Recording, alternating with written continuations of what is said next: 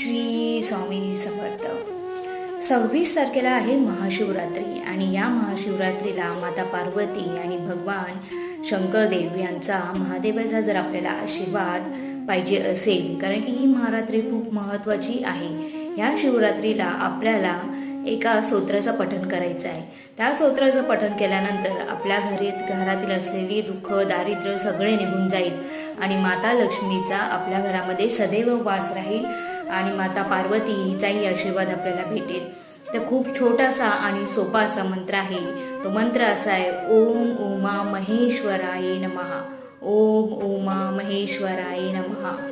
या मंत्राचा जप तुम्हाला 108 वेळा करायचा आहे. देवासमोर बसा, शंकरांना नमन करा, पिंडीला नमन करा आणि या मंत्राचा 108 वेळा जप करून बघा.